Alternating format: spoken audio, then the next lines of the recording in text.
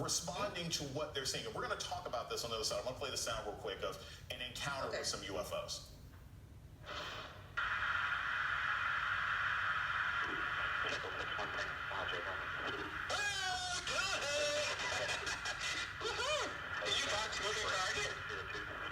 No, I took an auto track.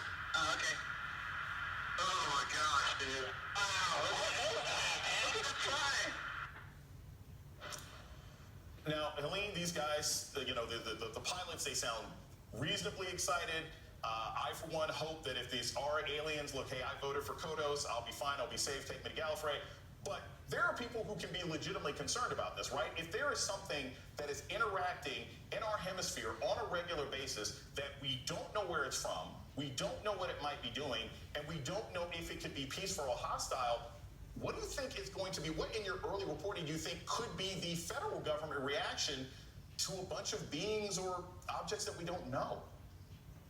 I can't speculate on how any of us are going to react if there actually are UFOs, if these are aliens. That's way beyond my capability. But I think, look, the video you just played, I've interviewed at this point now maybe 7 or 8 pilots, and these are fighter pilots. If you're looking at guys who are really cool under pressure, who don't excite easily, these are them. And every single one of them that I've talked to who interacted with these things off of the Nimitz aircraft carrier back in 2004, and I've interviewed, the Nimitz was 2014 to 2000.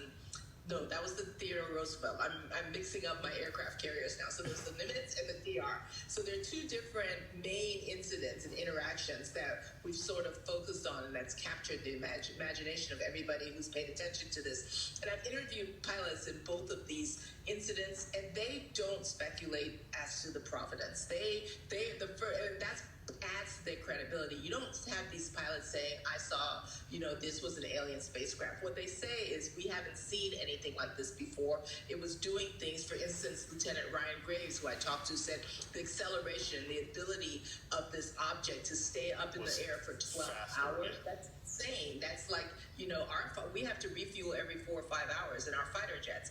So they are able to say that this is something that we don't understand. We don't understand this technology.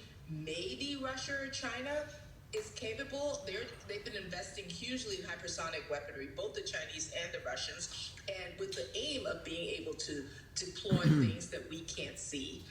So that's possible, and that certainly concerns people at the Pentagon, which is the building that I cover. But we don't know, and it's kind of, you have to wonder: do we really think Russia or China is that far ahead of us in this sort of technology? I don't know. And that they could do all this, or they could create something like that we wouldn't have noticed one way or another. That's the part that I'm very skeptical of. Helene Cooper, thank you so much. We will definitely have you back because, I don't know, the aliens might be coming.